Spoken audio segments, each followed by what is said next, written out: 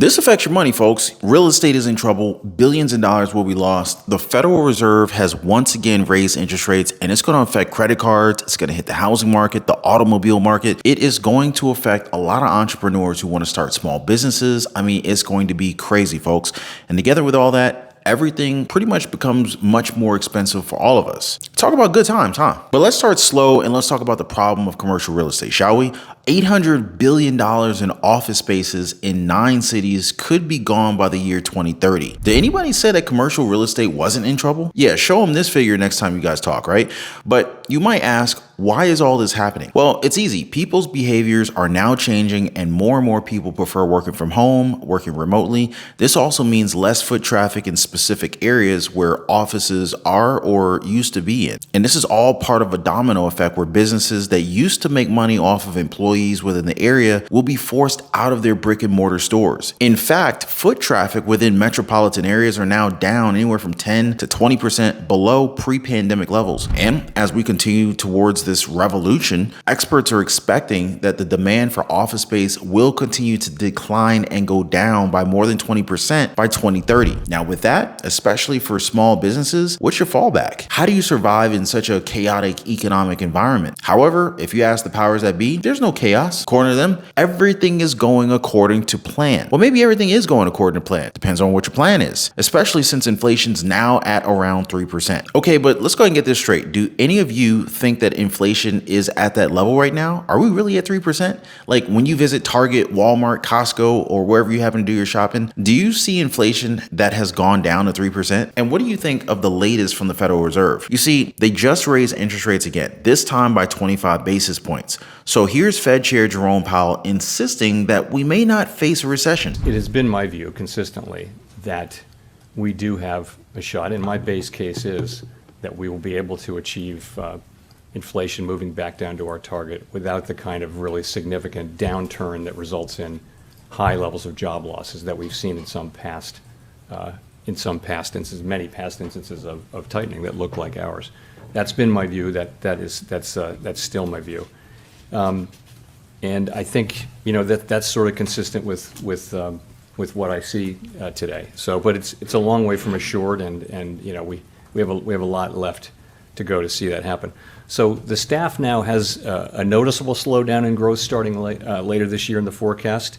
But given the resilience of the economy recently, they are no longer forecasting a recession. I'm not even going to say any more to that. Do you guys think that we're not entering a recession? I mean, aren't we already in one? But again, you guys tell me what you think. And while you're probably typing a comment right now, make sure to smash that like button and also subscribe to the channel as well. I appreciate that, you guys. Now, with all of this stuff that's going on right now, you got to wonder what is going to happen. Or a better question would be, what happens to our money? How do we prepare? Well, as the Federal Reserve has increased interest rates to a 22-year high, you should probably expect some big things to happen. So let's go ahead and start with borrowing costs. We are going to see a credit crunch unlike anything that we've experienced, and this means less credit for a lot of people, especially businesses. The 30-year fixed rate mortgage is also going up, together with car loans, both for used and for new cars. And since we've already talked about it, who's buying used cars nowadays anyway? I mean, imagine getting stuck with a 4-year used car loan that's at what? Almost 8% interest nowadays, and then something happens. It could be a minor problem, maybe a major issue, transmission goes out, engine blows up, but at the end of the day, it's still something you need to deal with. Now, the bigger problem is that repairing a car these days costs 20% more compared to last year. I mean, heck, even an alternator or an AC going out, maybe a CV axle, that could really break the bank depending upon what your finances look like. And I did not stutter there, guys, 20%. So check this out. The owner of a car repair shop in Memphis,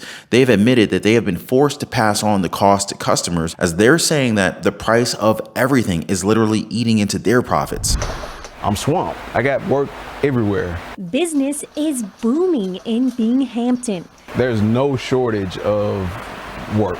The customers are consistent, but the prices of parts are unpredictable. My paint prices are double. That has to go somewhere. I can't just eat that because that's killing my profits. Joe Morrow said body shops are forced to pass those costs along to the customers. So let me ask you guys, when was the last time that you had work done on your car? And how much did it cost you? Okay, so now go ahead and compare that to how much it cost you just a few years ago. Huge difference, huh? Now, it also doesn't help that our supply chain, it's still in a rut, so getting some parts is still pricier than than usual, and it may even take a while. Which, by the way, brings me to my next point. We're not making that much in our country in terms of manufacturing. I mean, that's just a fact. Just check out this recent story from Fox where Craftsman, the world's largest tool brand, announced back in 2019 that they were set to build a $90 million facility that would have at least 500 workers in Fort Worth, Texas. That would be great, right? Bring manufacturing back to the United States because, who wouldn't want something that's made right here in America, right? Well, here we are in 2023, and that plan has now been scrapped as Craftsman has admitted that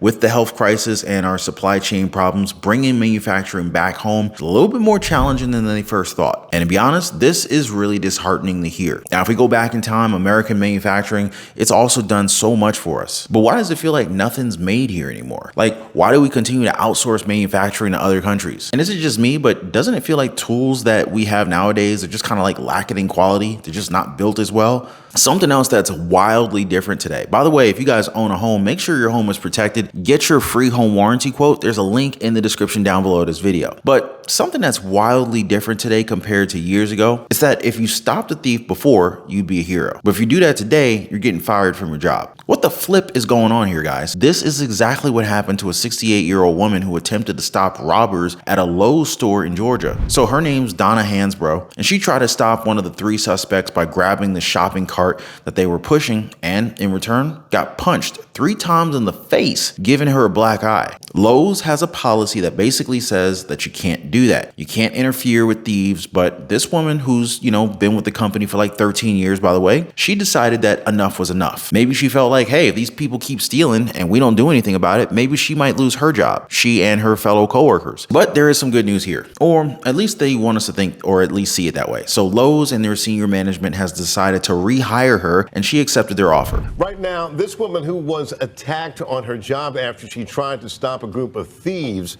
has gotten her job back. Rincon police say that Donna Hansbrough tried to step in when 3 people took thousands of dollars worth of merchandise from the Lowe's. Now, we told you that she was fired because it's against company policy for employees to intervene in shoplifting. But take a look at this video we want to show you, because it shows you the moments that those suspected robbers just ran out of the Lowe's store. And look at that. You can see Donna Hansbrough running after them. And then she's struck in the face multiple times by the suspect. They are then seen driving off in a truck. Larry Costello, the senior manager, releasing this statement, saying in part to us that after senior management became aware of this incident and spoke to Donna Hansbrough today, we are reinstating her job. We are pleased that she has accepted the offer to return to Lowe's. Right now, a GoFundMe account has raised more than $25,000 for her. Its original goal was just $7,000. Maybe this is kind of like a PR stunt. Hey, let's save face. Let's not fire her because it makes us look bad. I don't really know what their thought process was, but nevertheless, she got rehired, right? So you got to think, was it the backlash that made them go back on, one of their very strict policies? Or, did they think that this woman who's shown them loyalty throughout the years deserved better than what they did to her? I mean, after all, she was trying to look out for the company. You guys tell me. Make sure you share your thoughts in the comment section down below. And let me know what you guys think about everything that we talked about. Before I go, guys, I just want to thank you so much for hanging out. Thank you for dropping all the likes and for subscribing, and I'm gonna catch you guys on the next one.